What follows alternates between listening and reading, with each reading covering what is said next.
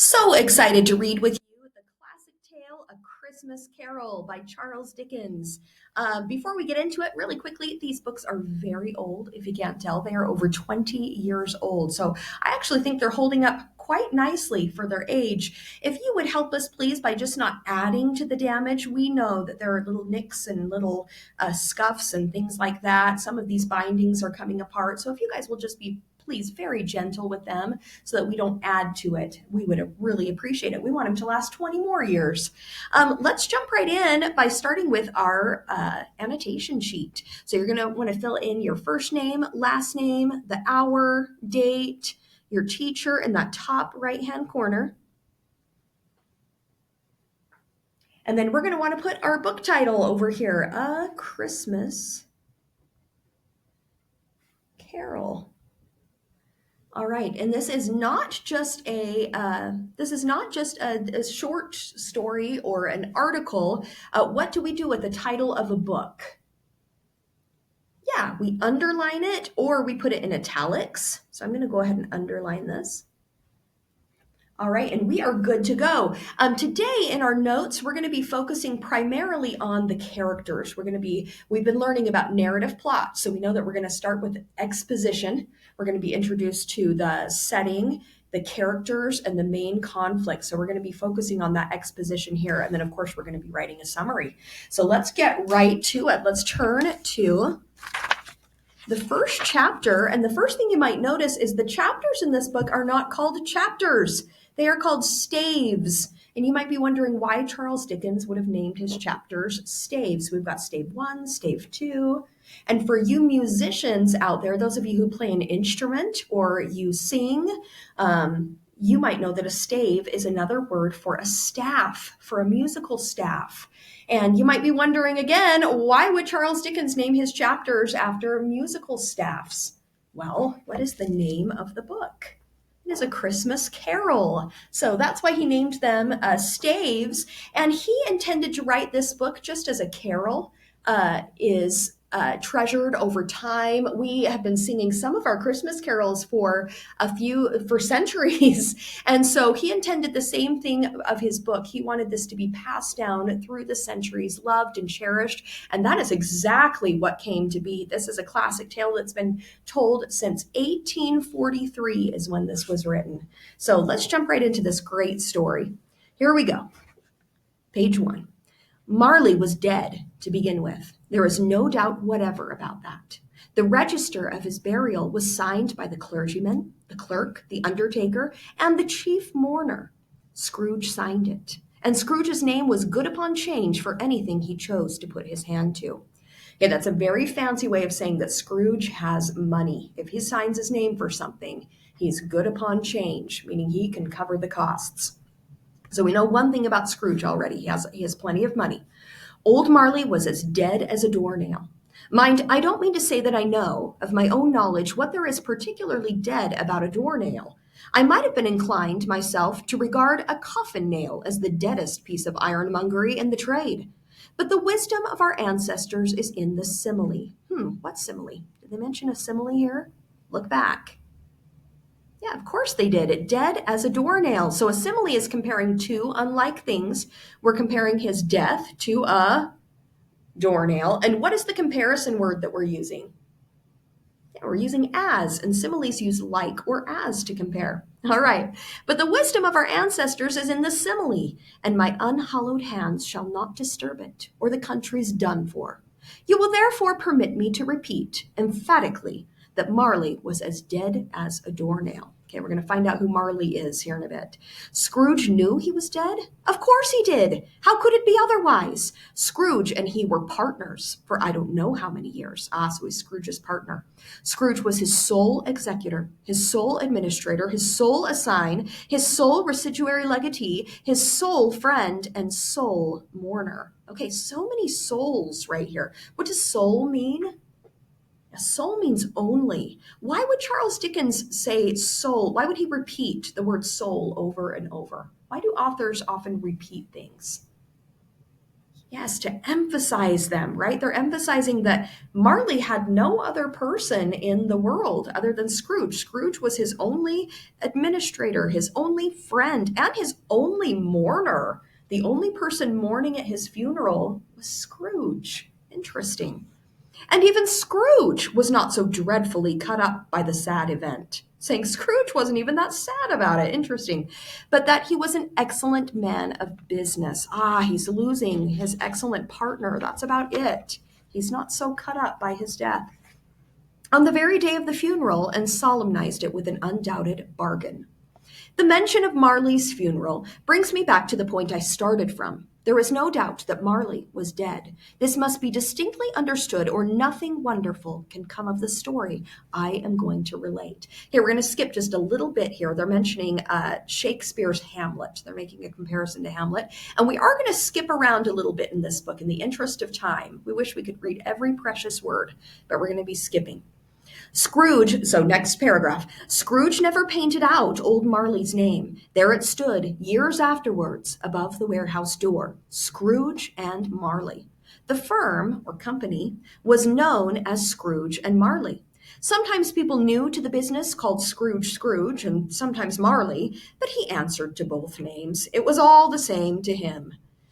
Oh, but he was a tight-fisted hand at the grindstone, Scrooge. A squeezing, wrenching, grasping, scraping, clutching, covetous old sinner. All right, this whole paragraph is going to be describing Scrooge. I love this paragraph. It's very descriptive. Hard and sharp as flint, from which no steel had ever struck out generous fire. Secret and self-contained, and solitary as an oyster. Okay, so it's saying that he's very solitary. Solitary is an oyster. He's secret. He's self-contained. Would you guess from this that he's a friendly person? Has lots of friends and connections? No, quite the opposite. Solitary means alone. Yep, so very few friends, if any. And then also, previous to this, it's saying that he is a squeezing, wrenching, grasping, clutching person. Now, we already know that he has money. Would you guess from these descriptions that he's very free with his money? Very opposite to that. No, this is trying to tell us that he is stingy. He holds tight to everything. All right, let's keep going. The cold within him froze his old features, nipped his pointed nose, shriveled his cheek, stiffened his gait. Is he a warm person? Not a bit. Made his eyes red, his thin lips blue. His lips are even blue. He's such a cold man. And spoke out shrewdly in his grating voice. Okay, a grating voice. Do you know anybody who grates on your nerves? That's somebody who gets on your nerves. Yeah, so he has a grating voice. Even his voice is not pleasant to listen to. A frosty rime was on his head and on his eyebrows and his wiry chin. He carried his own low temperature always about with him. Top of page 3. He iced his office in the dog days and didn't thaw 1 degree at Christmas. External heat and cold had little influence on Scrooge. No warmth could warm, nor wintry weather chill him. No wind that blew was bitterer than he. No falling snow was more intent upon its purpose. No pelting rain less open to entreaty. Okay, so entreaty is like an earnest request or like a prayer, right? Even if you're praying for the rain not to come down, that you're better off doing that than asking Scrooge to warm up. Foul weather didn't know where to have him. The heaviest rain and snow and hail and sleet could boast of the advantage over him in only one respect.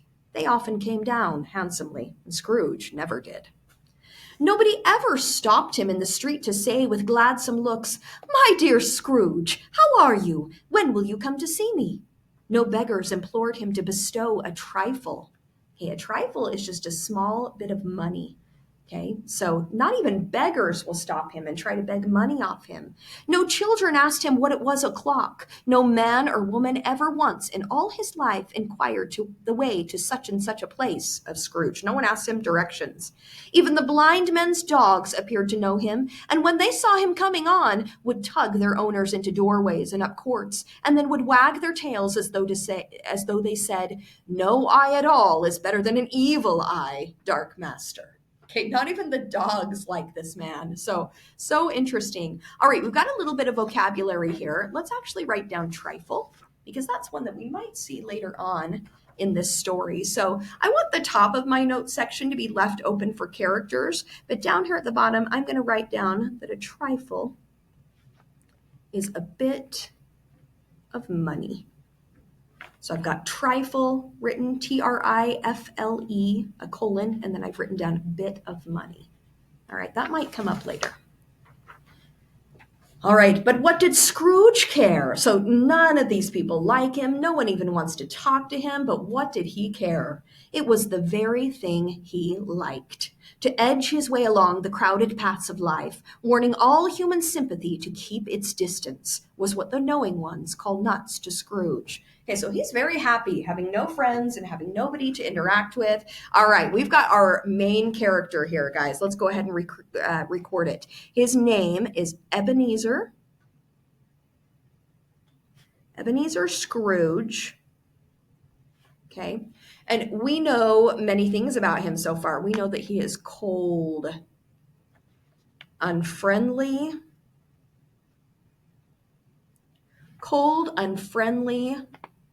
and he's a miser. He's miserly, meaning he's very stingy with his money. He's cold, unfriendly, and stingy. Cold and friendly and stingy. And we know that he had a partner that he owned a business with. So we're going to write that. And he owns a business. Okay, so that's what we know of Ebenezer Scrooge so far. I'm going to underline his name so it stands out. He's cold, unfriendly, stingy, and he owns a business. All right. Now down here at the bottom of page 3, we're going to keep going. Once upon a time, of all the good days in the year, on Christmas Eve, old Scrooge sat busy in his counting house. It was cold, bleak, biting weather, foggy withal, and he could hear the people in the court outside go wheezing up and down, beating their hands, top of page 4, beating their hands upon their breasts and stamping their feet upon the pavement stones to warm them. The city clocks had only just gone 3, but it was quite dark already. It had not been light all day, so it's dark.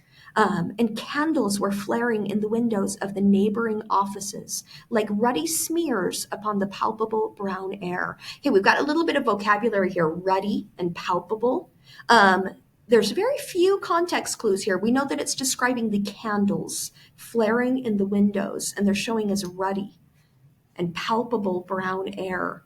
So ruddy is actually, if they're showing on the windows, it's actually a red color. So it's showing ruddy on the windows.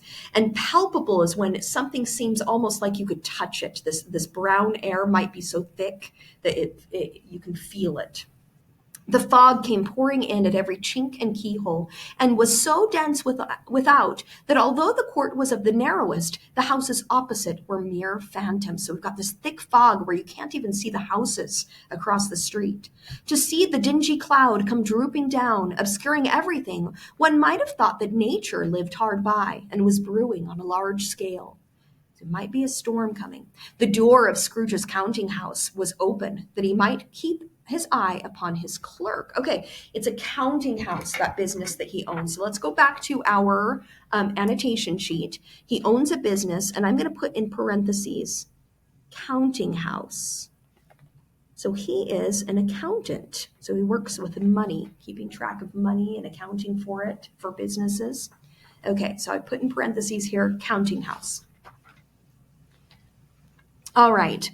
The door of Scrooge's counting house was open, that he might keep his eye upon his clerk, who, in a dismal little cell beyond, so his clerk is in some small area there, and it's dismal. Okay, so we want to figure out what that word means. I have a feeling that's going to come up later, but you might make an inference right now. He's in a dismal little cell beyond. A sort of tank was copying letters. Okay, so he's got this clerk who works for him. He's copying things down. Scrooge had a very small fire, but the clerk's fire was so very much smaller that it looked like one coal. But he couldn't replenish it, for Scrooge kept the coal box in his own room. And so surely as the clerk came in with the shovel, the master predicted that it would be necessary for them to part. Okay, so the clerk comes in with the shovel to get more coal for his fire, and Scrooge sends him right back out. So stingy. Look at all this. Like, Scrooge has this tiny fire, and wait, does he have plenty of money? Yes, he does. And he doesn't let his clerk replenish his fire. So sad. Wherefore the clerk put on his white comforter, okay, which is kind of like a jacket or coat, and tried to warm himself at the candle, in which effort, not being a man of strong imagination, he failed. "A Merry Christmas, Uncle! God save you!" cried a cheerful voice. Okay, we're going to get back to this voice in just a second, but now we've got a second character here. This clerk, we're going to find out, is Bob Cratchit.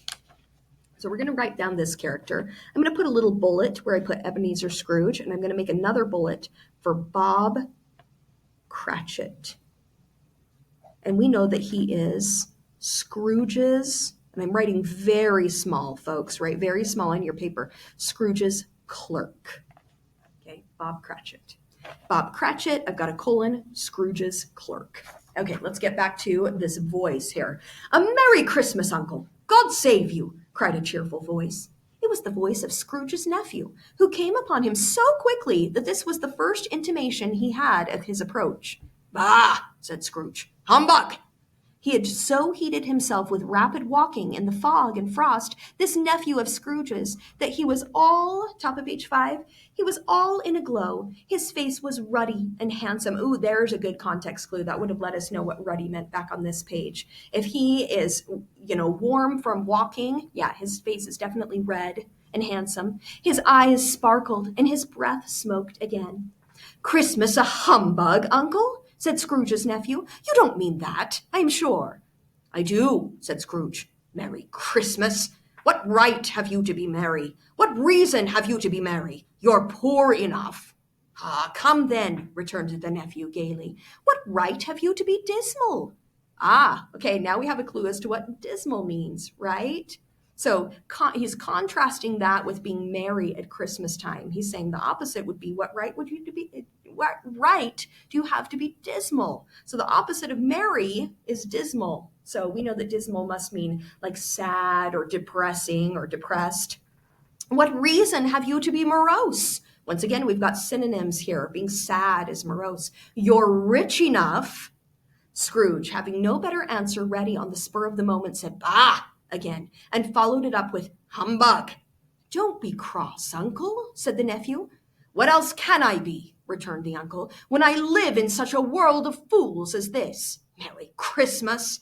Out upon Merry Christmas! What's Christmas time to you but a time for paying bills without money, a time for finding yourself a year older and not an hour richer, a time for balancing your books and having every item in them through a round dozen of months presented dead against you?" So you're balancing your books, you're counting your money and finding out you don't have enough money.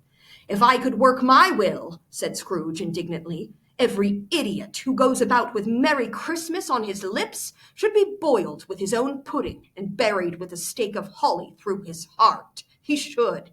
Oh, wow. Okay, we know Scrooge has very strong feelings about Christmas. "Uncle!" pleaded the nephew. "Nephew," returned the uncle sternly, "keep Christmas in your own way, and let me keep it in mine." "Keep it?" repeated Scrooge's nephew. "But you don't keep it." Top of page 6. "Let me leave it alone then," said Scrooge. "Much good may it do you. Much good it has ever done you." "There are many things from which I might have derived good, by which I have not profited, I dare say."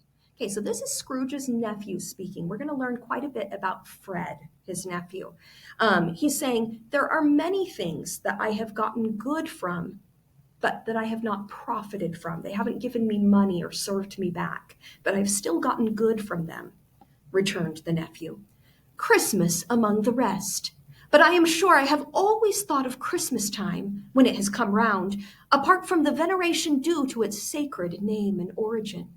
If anything belonging to it can be apart from that, as a good time, a kind, forgiving, charitable, pleasant time, The only time I know of in the long calendar of the year when men and women seem by one consent to open their shut-up hearts freely and to think of people below them as if they really were fellow passengers to the grave and not another race of creatures bound on other journeys.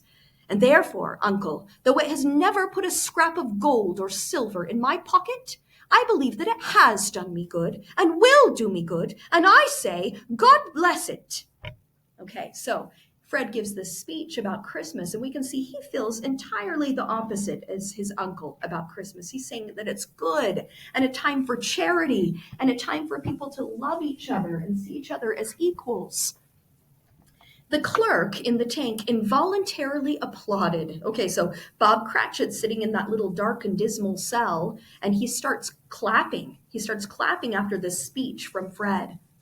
Becoming immediately sensible of the impropriety, he poked the fire and extinguished the last frail spark forever. Okay, he's becoming sensible of the impropriety, meaning it's not proper for him to have clapped after Fred's speech. Why would he feel that way? Yeah, he works for Ebenezer Scrooge. All right, let me hear another sound from you, said Scrooge, and you'll keep your Christmas by losing your situation. Okay, he's threatening Bob Cratchit's job right there. He said, if I hear another sound from you, you won't even have a job for Christmas. Oh, so cold, cold, cold man. You're quite a powerful speaker, sir, he added, turning to his nephew. I wonder you don't go into Parliament. Parliament is their government, right? He's saying, you're such a great speaker. You should go into government. Go be a politician. Don't be angry, uncle. Come, dine with us tomorrow. Scrooge said that he would see him. Yes, indeed, he did. He went the whole length of the expression and said that he would see him in that extremity first. So this is a fancy way of him saying, Scrooge is saying, no, I'll see you later. But why? Cried Scrooge's nephew. Why? Why did you get married? Said Scrooge. Because I fell in love. Because you fell in love, growled Scrooge, as if that were the only thing in the world more ridiculous than a Merry Christmas. Good afternoon. Nay, uncle, but you never came to see me before that happened. Why give it as a reason for not coming now? Good afternoon, said Scrooge. I want nothing from you. I ask nothing of you. Why cannot we be friends? Good afternoon, said Scrooge. I am sorry, with all my heart, to find you so resolute. We have never had any quarrel to which I have been a party, but I have made the trial in homage to Christmas, and I'll keep my Christmas humor to the last. So, a Merry Christmas, Uncle. Good afternoon, said Scrooge, and a Happy New Year. Good afternoon, said Scrooge. So notice Scrooge just keeps repeating, good afternoon, like, I'm done with you, I'm done. His nephew left the room without an angry word, notwithstanding. He stopped at the outer door to bestow the greetings of the season on the clerk. So he wishes Bob Cratchit a Merry Christmas, who, cold as he was warmer than Scrooge, for he returned them cordially. There's another fellow, muttered Scrooge, who overheard him. My clerk, with 15 shillings, top of page 8, 15 shillings a week, and a wife and family talking about a Merry Christmas. I'll retire to Bedlam. Okay, so Bedlam is a lunatic asylum. He's saying, this is driving me crazy, these lunatics wishing Merry Christmas to each other when they're poor and they have nothing, especially my clerk is poor. He only gets 15 shillings a week. This lunatic, in letting Scrooge's nephew out, had let 2 other people in. So Bob Cratchit lets 2 people in. They were portly gentlemen, pleasant to behold, and now stood with their hats off in Scrooge's office. They had books and papers in their hands and bowed to him. Scrooge and Marley, I believe, said one of the gentlemen, referring to his list. Have I the pleasure of addressing Mr. Scrooge or Mr. Marley? Mr. Marley has been dead these 7 years, Scrooge replied. So his partner died 7 years ago at this point. He died 7 years ago this very night, Christmas Eve. We have no doubt his liberality is well represented by his surviving partner. So they're using this word liberality here. Liberality is like being free with things. So it can also be extended to mean like very giving. So they're saying, we have no doubt that you're as giving as your partner was, said the gentleman, presenting his credentials. It certainly was, for they had been two kindred spirits. So, meaning Scrooge and Marley were very much alike. At the ominous word liberality, Scrooge frowned and shook his head and handed the credentials back. At this festive season of the year, Mr. Scrooge, said the gentleman, taking up a pen, it is more than usually desirable that we should make some slight provision for the poor and destitute, who suffer greatly at the present time. Many thousands are in want of common necessities. Hundreds of thousands are in want of common comforts, sir. Are there no prisons? Asked Scrooge. Plenty of prisons, said the gentleman, laying down the pen again. And the union workhouses? Demanded Scrooge. Are they still in operation? They are, still, returned the gentleman. I wish I could say they were not. So these workhouses where people, for the poor, they're basically practically work to death in these houses to pay for the money, to pay for the food that they're given. The treadmill and the poor law are in full vigor, then? Said Scrooge. Both very busy, sir. Oh, I was afraid, from what you had said at first, that something had occurred to stop them in their useful course, said Scrooge. I'm very glad to hear it. Under the impression that they scarcely furnish Christian cheer of mind or body to the multitude, returned the gentleman, a few of us are endeavoring to raise a fund to buy the poor some meat and drink and means of warmth. Okay, so what are these men doing? What are they asking of Scrooge here? They're a charity. They're working for a charity, and they're asking Scrooge to give money to the poor for Christmas. We chose this time because it is a time of all others when want is keenly felt and abundance rejoices. What shall I put you down for? Nothing, Scrooge replied. You wish to be anonymous? I wish to be left alone, said Scrooge. Since you ask me what I wish, gentlemen, that is my answer. I don't make merry myself at Christmas, and I can't afford to make idle people merry. I help to support the establishments I have mentioned. They cost enough, and those who are badly off must go there. Okay, so he's saying, I don't want to make idle people merry. What is he assuming about the poor? What does idle mean? We talked about this earlier in the year. It's on one of our 5-a-day language reviews. Yeah, idle means not working or not doing anything. He's saying, I'm not going to help the people who don't do anything. So he's saying, I support the prisons and the workhouses, and that's enough. Many can't go there, and many would rather die. If they would rather die, said Scrooge, they had better do it and decrease the surplus population. Whoa. Of all the coldness that Scrooge could possibly express, he's saying if they'd rather die, just let them die and decrease the surplus population. He's saying here what about the number of people we have on Earth? He's saying we have too many already. Let them die. Wow. Okay, these words may come back to haunt him. Here we go. But you might know it, observed the gentleman. It's not my business, Scrooge returned. It's enough for a man to understand his own business and not to interfere with other people's. Mine occupies me constantly. Good afternoon, gentlemen. Seeing clearly that it would be useless to pursue their point, the gentleman withdrew. Scrooge resumed his labors with an improved opinion of himself and in a more facetious temper than was usual with him. All right, let's take just a moment here to write out a little bit of a summary. We're going to kind of start the summary and then we'll continue it. We know that this is taking place in London on when? On Christmas Eve of 1843. So I'm going to put in London on Christmas Eve of 1843. And remember, on a summary, we want to get as much who, what, where, when, why, and how packed into this as possible. So I'm giving the setting right here. And then let's give our main character a little bit. Miserly. We'll call him a miser. He's very stingy. Miserly Ebenezer Scrooge.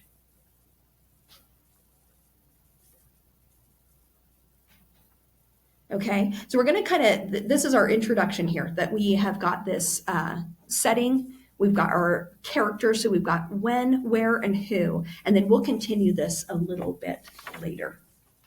All right, we're going to continue on in a different video.